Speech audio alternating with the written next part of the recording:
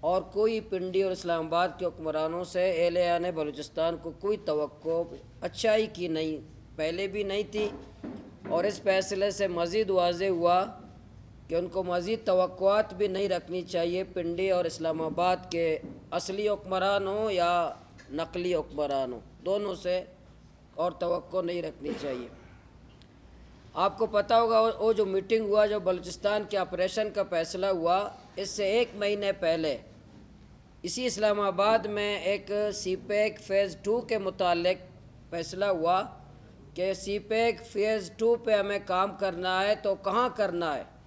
اس حوالے سے سندھ اور پنجاب کا فیصلہ ہوا کہ ہم نے فیز 2 سی پیک فیز 2 میں ہم نے پنجاب اور سندھ میں کام کرنا ہے، اور 1 مہینے بعد جب فیصلہ ہوا کہ ہمیں اگر آپریشن کرنا ہے تو بلوچستان میں کرنا ہے، تو اہلیان بلوچستان یہی توقع رکھتے ہیں کہ ہمیں جب سی پیک سے محروم ہیں، ترقیاتی کاموں سے محروم ہیں، تو ہم اسلام آباد کے پنڈی اور اسلام آباد کے حکمرانوں سے یہی اہلیان بلوچستان کی طرف سے سوال کرتے ہیں کہ آپ ہمیں روزگار نہیں دے سکتے، ہمارے بارڈر کو بند کرتے ہو، مافیاز کی سرپرستی کرتے ہو، یا ہماری جان محفوظ نہیں ہے، ہماری عزتیں محفوظ نہیں ہیں، روزگار نہیں ہے، کرپشن ہے، بندر بانٹ ہے، اور آپ بیٹھ کر کے اہلیان بلوچستان کو انصاف دینے کے بجائے، امن دینے کے بجائے، روزگار دینے کے بجائے، ہمارے بچوں کی بازیابی کے بجائے آپ آپریشن کا فیصلہ کرتے ہیں۔ اسی طرح میرے صحافی بھائیوں، جو لاپتہ افراد کا مسئلہ ہے، جو بلوچستان کا سب سے بڑا مسئلہ ہے، وہ ابھی بڑھ رہا ہے، بڑھ گیا ہے ابھی، ہر رات روزانہ ہمارے نوجوانوں کو مزید لاپتہ کر رہے ہیں، بجائے یہ کہ اتنے لوگ احتجاج کر رہے ہیں، کمیٹیاں پارلیمنٹ کی بنی ہیں، اسلام آباد میں کئی یہی پیپلز پارٹی کی حکومت تھی، آصف علی زرداری صاحب نے اہلیان بلوچستان سے معافی مانگا کہ ہم بلوچستان کے عوام سے معافی مانگتے ہیں، لیکن اسی کے دور حکمرانی میں آج ہم روزانہ ہمارے وہ جو بچے لاپتہ ہیں تو لاپتہ ہیں، لیکن ابھی روزانہ ہمارے بچوں کو، نوجوانوں کو لاپتہ کر رہے ہیں، اور لاپتہ کرنے کے ساتھ جو پرانا ان کا طریقہ واردات تھا کہ ان کو سی ٹی ٹی کے ذریعے سے مار دینا، ان کی لاشیں پھینک دینا، اور سلسلہ ابھی چند دنوں سے، ہفتوں سے پھر دوبارہ یہ شروع ہے کہ ہمارے نوجوانوں کی لاشیں پھینک رہے ہیں سی ٹی ڈی کے اس میں، حراست میں، تفتیش میں، عدالتی تاریخ باقی ہے۔ جیسے گوادر میں بشیر عبدالغنی نوجوان ہے، اس کی لاش پھینکا ہے، اور اس حالانکہ سی ٹی ڈی کی تعویل میں تھا، اس کے میڈیا میں انہوں نے دیا تھا کہ ہم نے پکڑا ہے، اس کی لاش پھینکی ہے، اور اسی طرح بہت سارے نوجوان ہیں۔ ہم حکمرانوں سے کہتے ہیں کہ یہ لاپتہ نوجوانوں کو کرنا، ان کی لاشیں پھینکنا، اس سے آپ پاکستان کی استحکام کا کام نہیں کر رہے ہو، ریاست مضبوط نہیں ہوتا، پاکستان مضبوط نہیں ہوتا، آپ نفرتیں پھیلاتے ہیں، آپ نفرت پھیلا رہے ہو، یہ پاکستان کو کمزور کر رہے ہو، پاکستان کی بنیادیں آپ کمزور کر رہے ہیں۔ اسی طرح میں نے پہلے بھی ہر دفعہ کہتا ہوں، اسمبلی کے اندر بھی بات کی، بار بھی بات کی، جو ایف سی کا کردار ہے بلوچستان میں۔ اب اس دنوں میں پڑھ رہا تھا کہ حکومت والے یہ کہہ رہے ہیں کہ امتحانی سینٹر میں بھی ہم ایف سی کو کھڑا کریں گے، ہم اندازہ لگائیں، ایف سی کا جو ہے نا، امتحانی سینٹر کے باہر بھی ہم ایف سی کو کھڑا کریں گے، بجائے جس سے لوگ نفرت کرتے ہیں، جس کو لوگ چاہتے ہیں کہ ہمارے بدامنی کا ذمہ دار ہے، جو کہتے ہیں کہ دہشت گردی کا ذمہ دار ہے، ایف سی کو بلوچستان سے نکالنے کے بجائے مزید اس کو طاقتور کرنا، پولیس کے اختیارات دینا، اب امتحانی سینٹر میں ان کو داخل کرنا، یہ کتنی بڑی زیادتی ہے اہلیان بلوچستان کے ساتھ، اور ایف سی کے ذریعے بلوچستان کو کنٹرول کرنا چاہتے ہیں۔ بندوق کے ذریعے سے بلوچستان کنٹرول نہیں ہوگا، ایف سی نے یہاں بہت زیادہ خون بہا ہے۔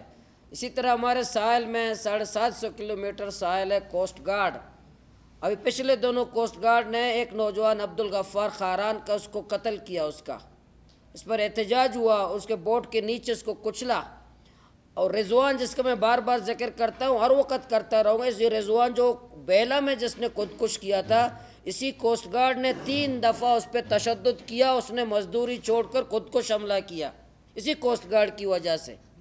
اس کا بوٹ اب بھی میرے ساحل میں کھڑا ہے، بوٹ اس رضوان کا، اپنا بوٹ ساحل پہ چھوڑ کر بیلا میں اس نے بم باندھ کے پھٹا۔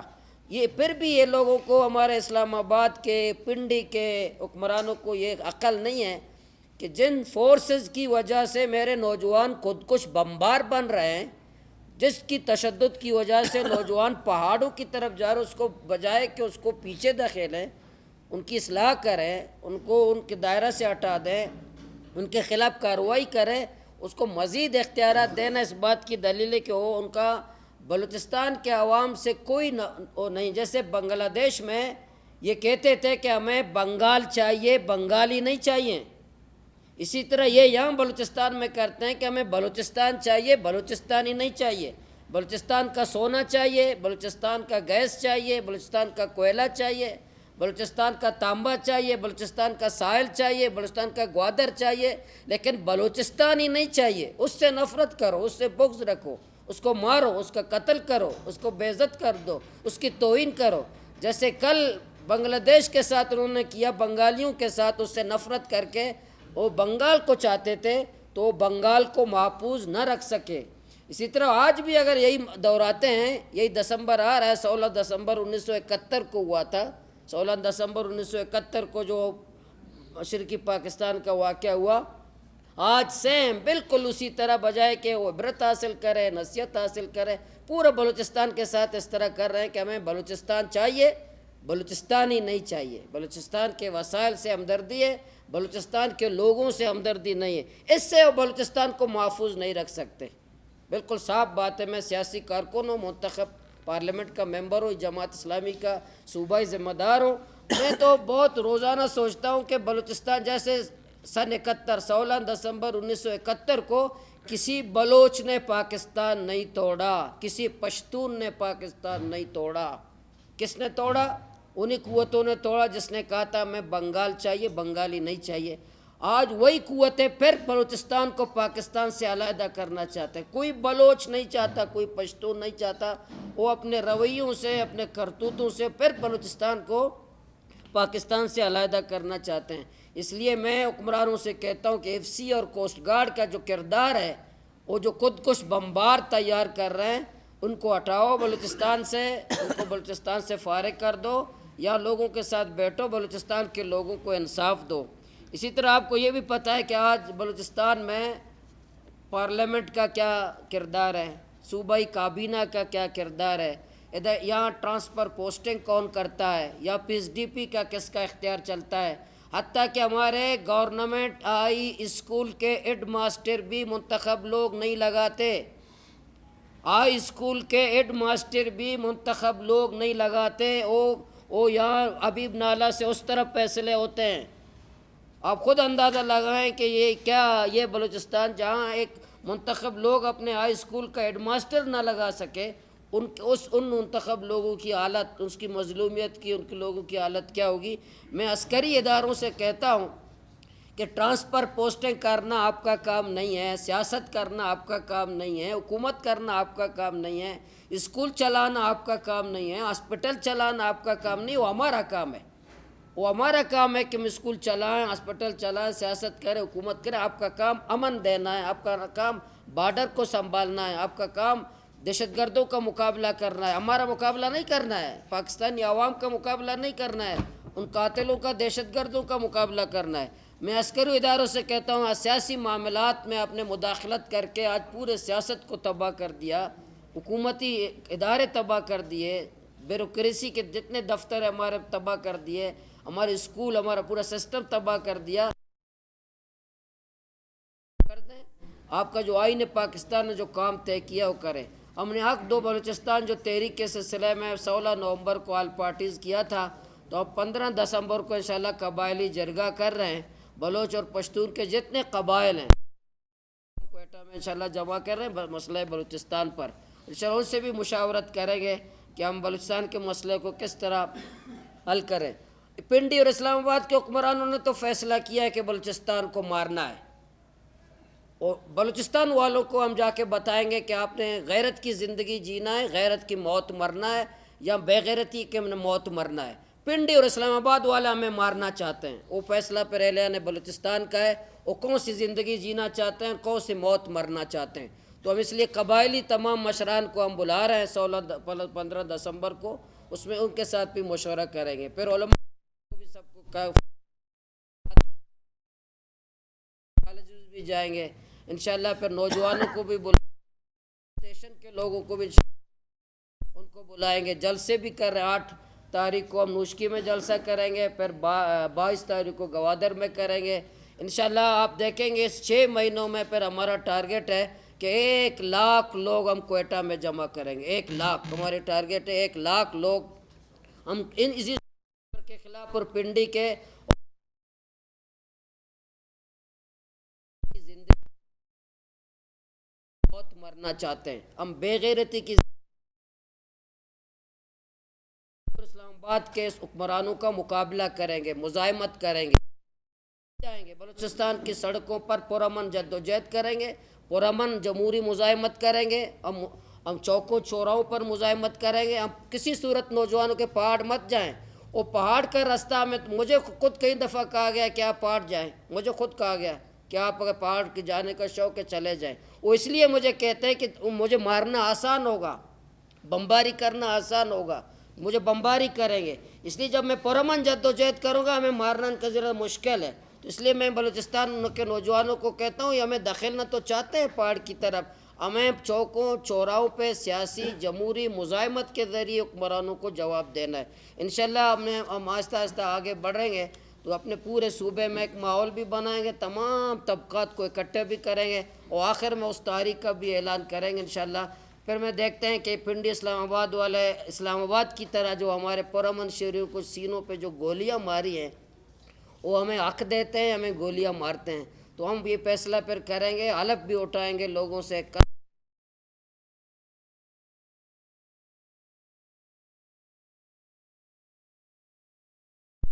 اور پنڈی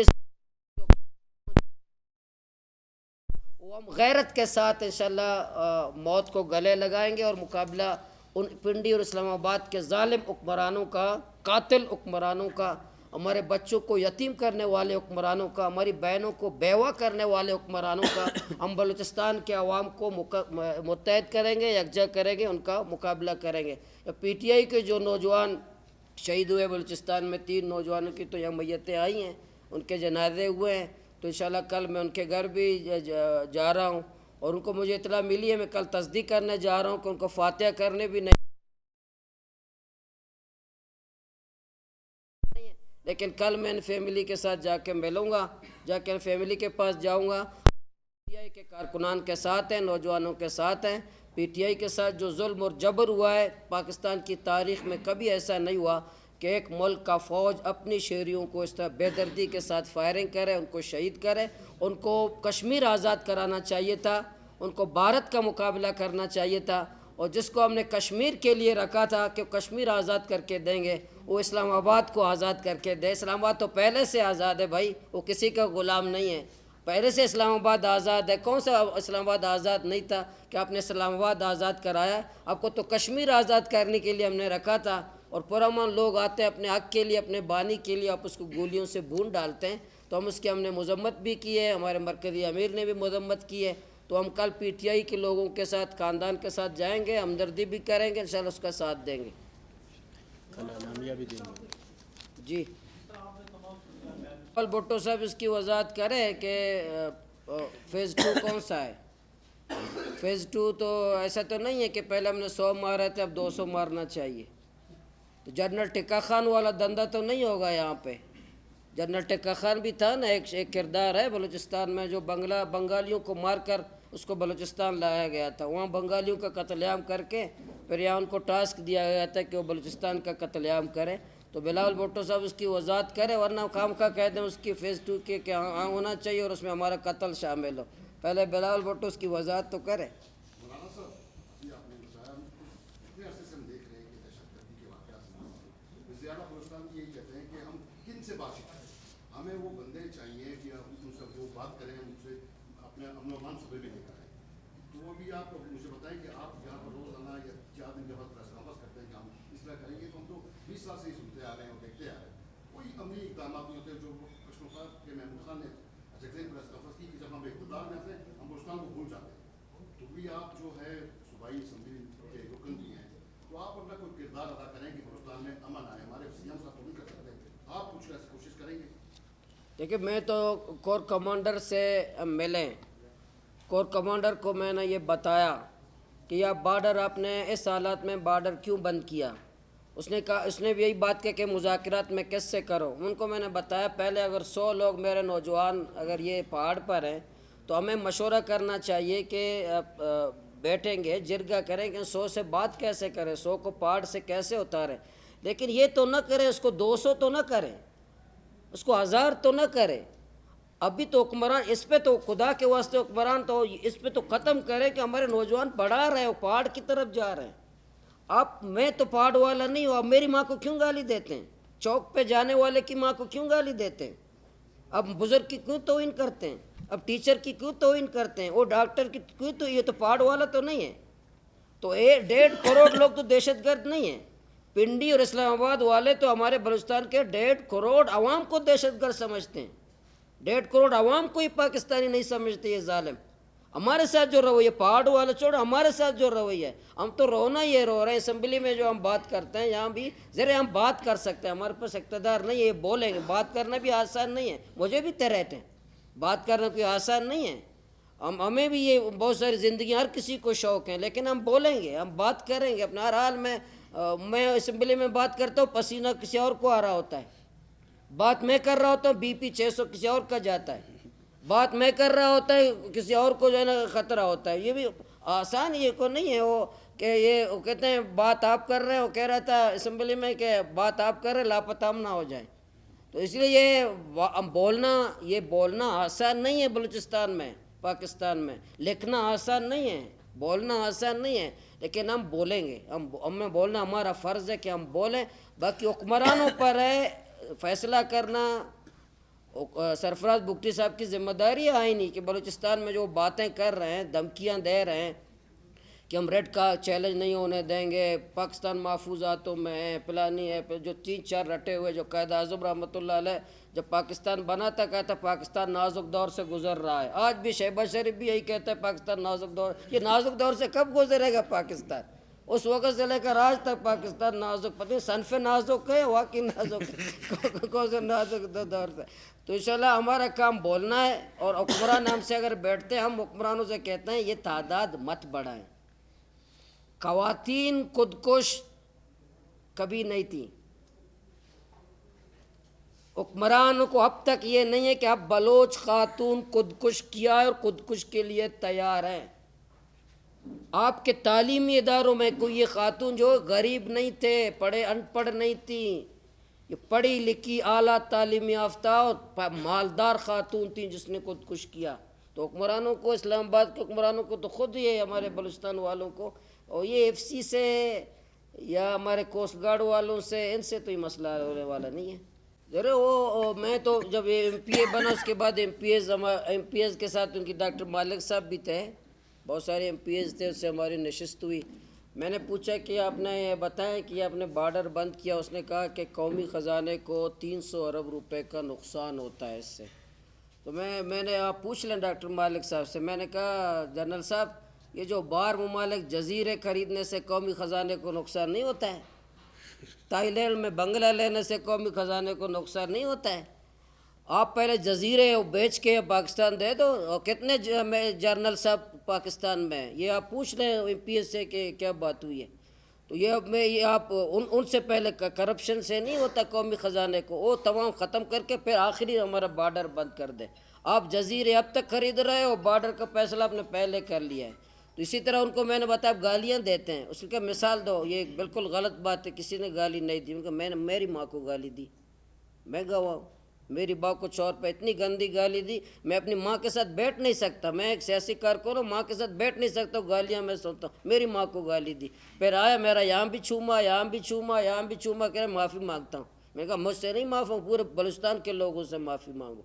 एलिया ने पूरे बलूचिस्तान से माफ़ी मांगो, सब कि आपके माँ बाप को आप लोगों ने गाली। मैं तो दहशतगर्द नहीं हूँ, मैं तो पहाड़ वाला नहीं हूँ, मैं सियासी कारकुन हूँ। मेरी माँ को क्यों गाली दी?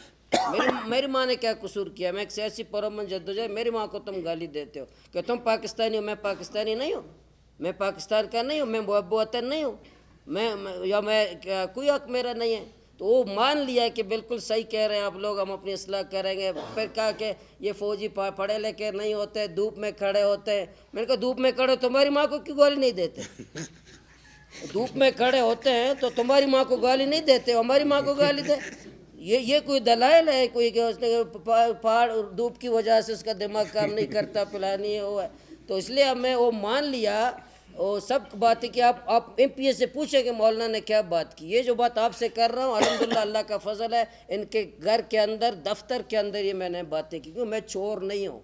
میں گوادر میں 20 سال سے 1 فٹ زمین میں نے چوری نہیں کی. گوادر میں 1 روپے کی کرپشن گوادر میں مجھے حرام ہے کہ میں نے وہاں کی. اور اب تک ایم پی ہوں 1 سال سے. میں ان کے ساتھ کسی اسٹیبلشمنٹ اور فوج سے میں بلیک میل نہیں ہوں. اپنے کھل کے اپنی بات الحمدللہ ان سے کرتے ہیں اور آئندہ بھی کریں گے. اب تک اللہ پاک نے ہمارا ایمان سلامت رکھا ہے 1 سال سے. تو انشاءاللہ آئندہ بھی کوشش کریں گے کہ جب بھی موقع ملے گا اپنی بات کریں گے. کل بھی ایک بات چلی آ رہی ہے کہ وہی باتیں ہر پریس کانفرنس میں آپ ایک ہی بات ریپیٹ کرتے ہیں، عملاً کیا ہے سر؟ ارے میں ایک ایم پی ہوں نا، کم سے کم وہاں اب تک مجھے پی ایس ڈی پی میں جو پیسے ملے ہیں، میں نے وزیر اعلیٰ کو کہا آپ نے جو مجھے دیے میں 1 روپے کی حفاظت کروں گا، قوم پہ لگاؤں گا. میں وہاں بھی ابھی گوادر سے کراچی تک، آپ بلوچستان میں مثال دیں، میں مفت ایمبولینس سروس میں نے شروع کیے. جو گوادر میں مریض ہوتا ہے اس کو ایمبولینس میں مفت کراچی لے جاتا ہوں. مفت 70,000 کا ایک طرف کا کرایہ، اس کو مفت لے کر جا رہا ہوں. مفت. یہ کوئی بتائے بلوچستان میں 36 ضلع، 1 ضلع مجھے بتا دے. میں 1 روپے کی وہاں ان کو حفاظت کروں گا، اپنی قوم پہ خرچ کروں گا. لیکن میں ایم پی اے ہوں، میرے پاس فیصلہ کرنے کی قوت نہیں ہے. اگر مجھے سرفراز بگٹی صاحب نے مجھے بلایا کہ آپ کا نام وزارت میں تھا لیکن آپ کے کلیئرنس نہیں ملا، آپ کا کلیئرنس نہیں ملا، تو انشاءاللہ اگر حکمران فیصلہ کرے جیسے اس نے سلیمان خلجی صاحب نے تجویز دیا تھا، وہ میرا وزارت کے لیے کلیئرنس نہیں ہے، وہ حکمرانی کے لیے کون سا بنائیں گے. تو اگر ان عہدوں پہ اگر ہمیں کبھی موقع ملا تو آپ دیکھ لیں گے کہ بلوچستان کا مسئلہ کچھ بھی نہیں ہے. انشاءاللہ موقع ملا تو ہم کام، لیکن ایم پی اے کا جو ہوتا ہے اسی طرح ہم بلوچستان میں اپنے ضلع میں حلقے میں کام کر رہے ہیں. مولانا صاحب یہ فرمائیں، جو یورپی یونین کے ممالک ہیں یا خلیج کے ممالک ہیں جو ہمارے بلوچستان کو قرض دیتے ہیں، کون سی قانون تو ہمارے پاس اتنے قانون بنائے گئے ہیں، اتنے قانون چوری کرنے. نیب بنایا گیا ہے. نیب کا کام یہ ہے کہ سب سے زیادہ جو چوری، نیب اینٹی کرپشن ادارہ ہے، سب سے زیادہ کرپشن یہی کرتے ہیں. جو ادارے ہم نے بنائے، اینٹی نارکوٹکس فورس بنایا گیا. پاکستان کی مثال دے رہا ہوں، جو فورس میں الٹا کام کرتے ہیں. اینٹی نارکوٹکس فورس بنایا، نارکوٹکس کا خود کام کرتے ہیں. نیب بنایا، خود کرپشن کا کام کرتے ہیں. تو خدا ان کو ہدایت دیں، ورنہ جیسے اختر مینگل صاحب نے ایک دفعہ تجویز دیا تھا کہ پاکستان اور بلوچستان کا مسئلہ سے اس حال ہوگا کہ 50 لوگوں کو پھانسی دی جائے. اس نے ایک اپنا نام بھی لیا تھا. تو میری تجویز یہی ہے کہ کچھ سیاستدان، کچھ جرنیل، کچھ جج، کچھ بیوروکریٹس کو پھانسی دے دیں، چوکوں پر پھانسی دے دیں.